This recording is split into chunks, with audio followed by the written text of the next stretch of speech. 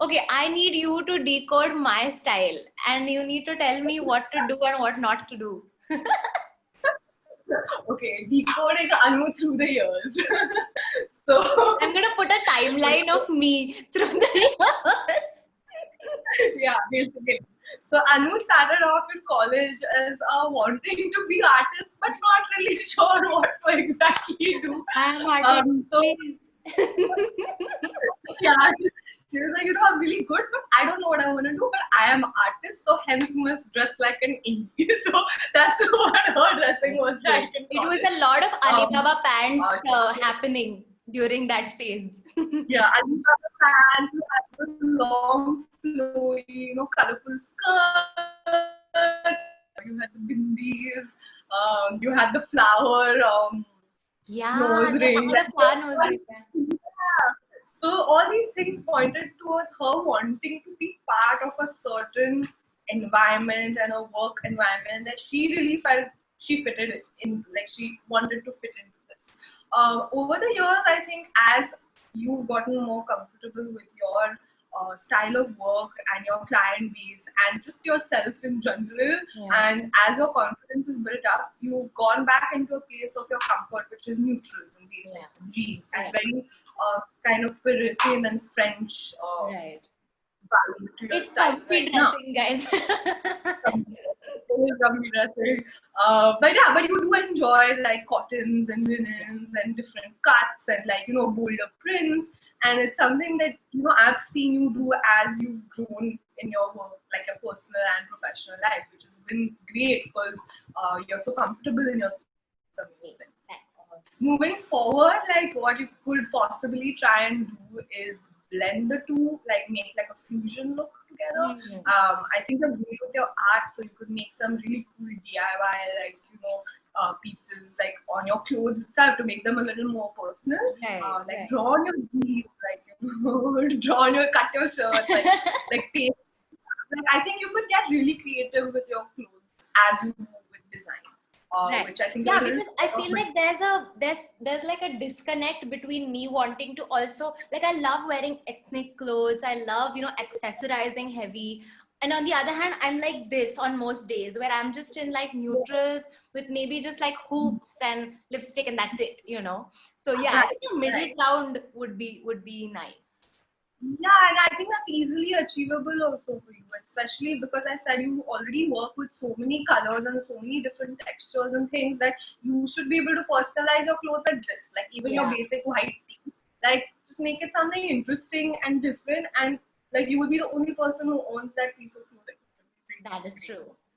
I'm going to give you a task now. I have picked out a random piece of clothing from my cupboard, which I would like you to style for me or just tell me what to do with it, what to wear it with, because I've been struggling. I bought this last year and I've worn it a bunch of times, but I feel like I'm not doing it any justice. It is a denim jacket.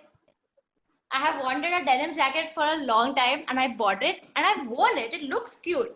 But I feel like I don't know, like can you style this for me in different ways? Yeah, let's see it on you. Okay, snap your fingers. I'll do a jump cut. We're, oh, okay, awesome. So stand up. Awesome. So for everybody who doesn't know, Anu is an hourglass body type. She'll stick to that body type regardless of if she loses weight or puts on weight. She's an hourglass, Yeah. and that's just how it is. So I think you don't like this jacket much because it gives you a very bomber kind of effect, It does. It's which you very like don't want because the smallest part of your waist needs to be visible for your hourglass figure to look, look like an the way hourglass. yeah. So this bomber jacket's not doing much for you in terms of that. So what I think you need to do is cut it. So you need to take a pair of scissors Cut and it. because like I'm going to post a video on personalizing your denim jacket actually next week. So yeah, I think you need to cut it to a length. And honestly, guys, this is not just with jackets, but even I get a lot of shorter people asking me why palazzo pants don't suit them, and it's honestly just the length. Like cut it to a little above your ankle, let a little bit show, and you love palazzo That pants. is lovely. Length makes all the difference. Again, because we're talking about body ratios. So Right. you have to be in tune with that. So if you crop your jacket up to the small of your waist, it would fall a lot better, and it would fit you a lot better. And Okay, you I'm would like it stretched, a lot. but I'm gonna take your word for it. I'm gonna do it. Do it. Okay, now snap your fingers again. Okay. Okay, awesome. So I will do that. I will cut my denim jacket up, and if it goes wrong, I'm gonna call you crying. If it goes wrong, you turn it into like something else. We'll turn it into something Like else. a Okay, skirt sounds or good. something. We'll manage. Amazing. So we've had a lot of deep and personal and interesting questions. Now we are going to move on to a fun segment, which I have decided to call 3, 2, 1. Okay, let's go.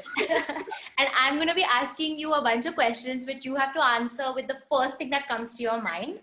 It's like a rapid fire, but I don't want to call it that. So I am being rebellious and calling it 3, 2, 1. Okay. Okay. So one new quarantine habit that has helped or that has hampered your process? One new quarantine habit that has helped my process is that I am not getting late to go anywhere. So I can finish stuff on time because there's nowhere to go. So that's definitely helped my process. And one thing that's hampered my process is the unsolicited naps through the day. Those are not good. You wake up like 3 hours later and you're just like, what did I just do? Like, especially like when you wake up, if it's already dark, you're like in a funk, like which year am I, which time what? So, Okay, that's awesome. Okay. 3 common myths that you've had to bust for your clients. okay, first one is women above 40 don't wear lipstick. The second one is that horizontal stripes make me look fat. And the third thing is that anyone overweight should be wearing black or darker colors and avoid white. Those are good myths to bust. Okay. 3 rules that you live by and you follow with everything you do with Closet Coach. First one is authenticity. I keep it very, very real. I pride myself on that. The second one is a no judgment zone. So nothing the client says or does will be judged ever in my space. And the third thing is obviously confidentiality. Like I would never give out information. I would never give out personal details or what we do in our sessions to anybody. Okay, awesome. 3 creators everyone should follow. This could be on any platform. I really like visual creators, like people who work on visual aesthetics, spaces, generally colors. So 3 of my favorite accounts are Clo, so CLO. The second one is Silk 90s. I just love this account. I was telling you yesterday I want to live in this account. So nice. And then another account I really, really like is 1990.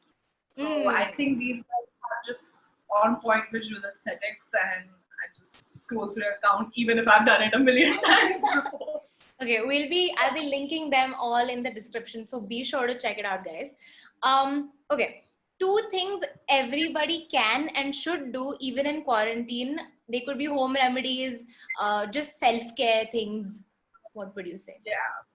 So with self-care, do you want me to give like face masks? You can attach a face mask at the end. Yeah, I can do that. I can put up your face mask and scrubs. Yeah, so I'll give you a face mask. Just make any men in your house also do it because it's so much fun and they can't say no.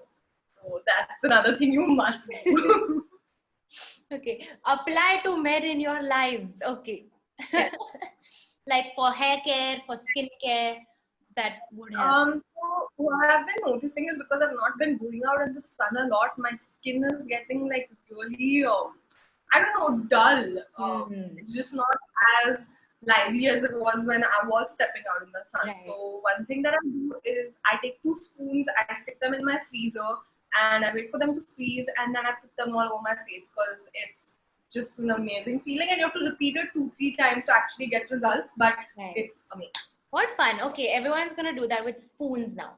Yeah. Okay, 2 fashion designers or stylists that you love, or just people whose aesthetic you love, and tell me why you love what you love. Okay, fine. So, personally, my personal aesthetic is very minimal and retro, very too in tune with the 60s, the 70s. So, one of my biggest fashion icons is Catherine Hepburn because she was one of the first people who introduced androgynous dressing in the world. So, I just love her power suits, her power dressing. I think that just kind of changed the game with women. And another character I could say that I really like is Rachel from Friends, and I guess a lot of Awesome. girls now identify with that character. But Super she has classic. a lot of really classic, cool cut designs and styles that have been taken again from previous generations Right. and modified to fit the 90s. But I think it's done so well and so like tastefully. I just love her designer and aesthetic. And another one that I really liked was all the female characters in Game of Thrones, especially Cersei Lannister. Her dressing and her costume game was on point, and even Super. Daenerys was on point. It's Wow, just that's true. I mean, now that you say it, I'm remembering and she looked amazing. and Wow. it was exactly in tune to her character. The colors, the cuts that they use, the fabrics that they use, those long flowy velvets and like the maroons, they were very in tune with what she was saying. I thought it was just Yeah, beautiful. and there's so much that you can say about a character solely before even they start acting, right? So even like if you look at Daenerys in Game of Thrones, the kind of colors that she was put in and the kind of, the drapery, it was so like it was painting her as this savior and hero. And honestly, her Daenerys is a classic example because she started off with really soft, flowy Right. silhouettes when she was a young girl, and then it transpired into very pointed, power kind of capes and like the same color base, but still a very like more powerful structure Yeah, to clothing as she got more definitely. powerful. So that was a really good kind of That was a transition to lovely see. transition to watch, like how they just even the like Sansa or Arya, like they grew up through the Right. show and seeing their style evolve was amazing. It Um, was a lot of fun. Really enjoyed Game of Thrones. props to Game of Thrones costume designers. Okay. Um, one person who inspired or pushed you to start your own brand. So I think in a way I've always known that I wanted to start something of my own. Whether it was in golf and sports, which might still happen down the line, like I haven't shut the door completely to that, or whether it was in fashion. So I think ever since I was almost 8 or 9 years old, I always wanted to do something by myself. And definitely my parents supported this dream of mine, but I Also, my did get a lot parents of fund yeah, me. thankful parents, but got a lot of speculation considering I was a golfer for most of my life and I quit to start a business. And A, I know nothing about business, and B, I've never worked in styling before, so it was definitely like a question mark moment for many people who thought I'd gone insane. So I think I kept myself grounded for most part, and of course, like I got a lot of support from my now husband. He pushed me to doing this.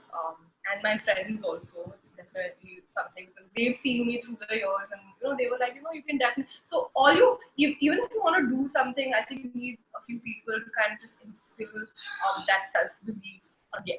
Tell me a skill or a habit that you want to work on as a creator or as a business owner.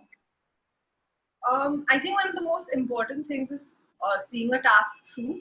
I think through the quarantine, I've gotten, and I'm sure many creators have gotten 500 million ideas that we've started to work on, but left halfway because I don't you just end up doing that. So that's one thing that I want to really do is see something through once I started and not get distracted because I have so much time available. Right. Because I think that's one part of the reason why I guess we are getting so distracted is there's just so much time and so many things to look at that make you think you're on the phone most of the day, Yeah, like yeah, that that's you're true. continuously looking at. I would just like to finish a few of my projects in Yeah, few I think hours. that's That important for, yeah.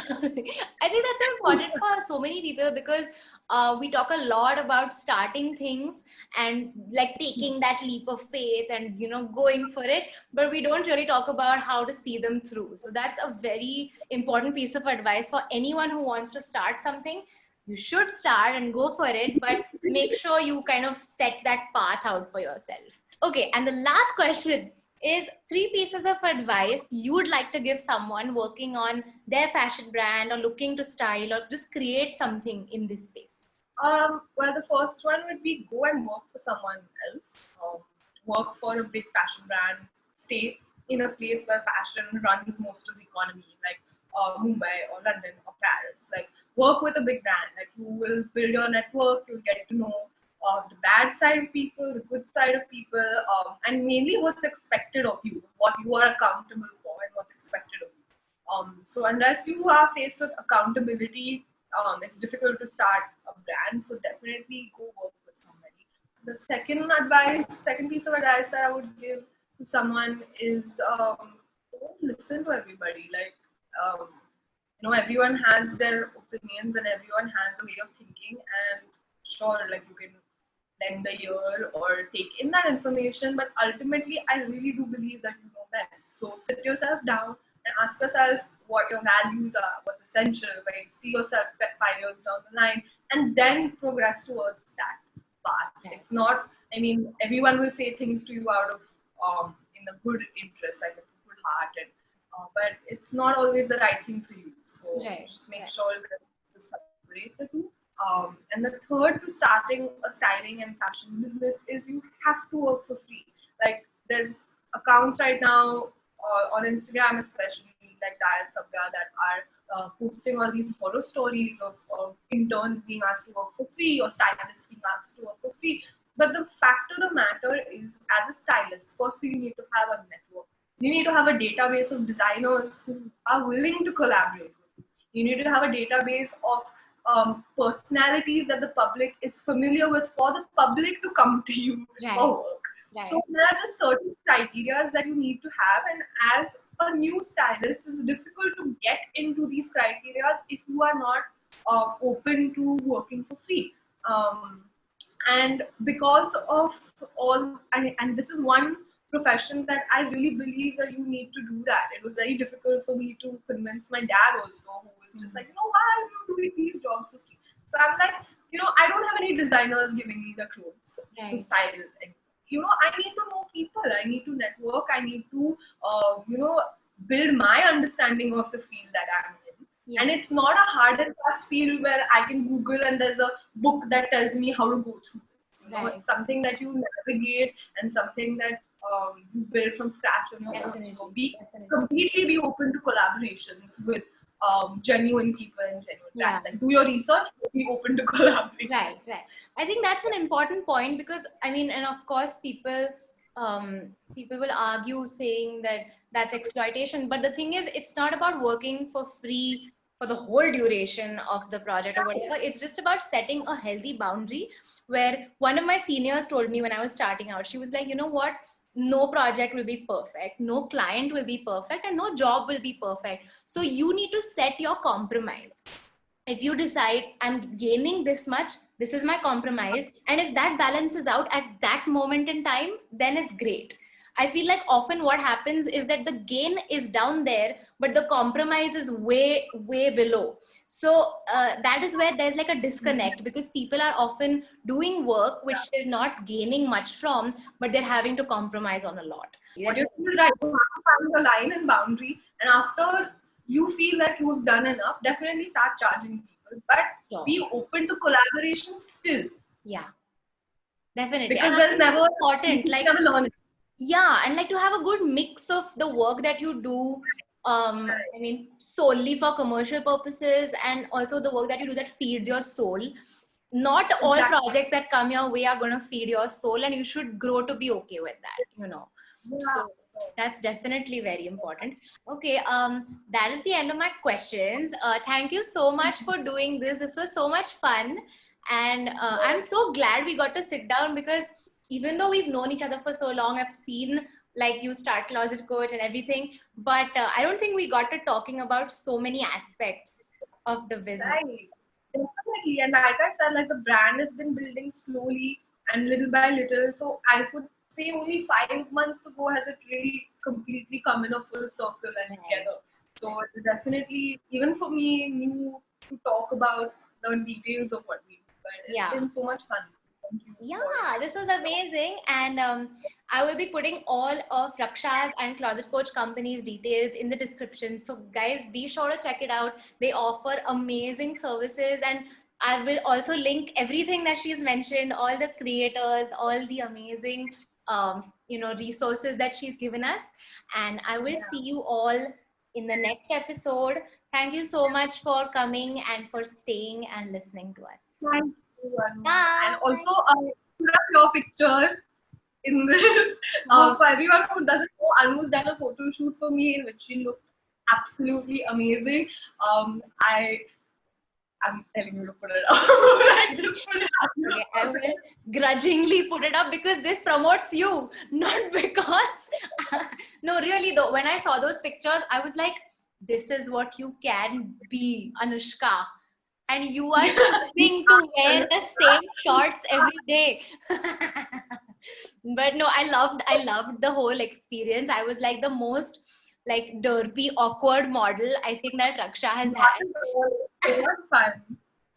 But I will put pictures up, and yeah, hopefully we will see each other soon in person and not on a screen. Hopefully, at some point through the pandemic. Fingers crossed. And I'm very excited to see what you do with your brand and how it just takes off and goes to all these amazing places. So thank you. Bye guys. Bye. Thank you so much for watching that video, guys. If you liked it, don't forget to give it a big fat thumbs up. Also, if you want to be one of the lucky few to get your personal style decoded by Raksha, be sure to leave a comment in the comment section. Tell us what you liked about the episode. Subscribe to the channel and keep watching for a lot more from Pure and How. Take care, stay safe, love you all. Bye.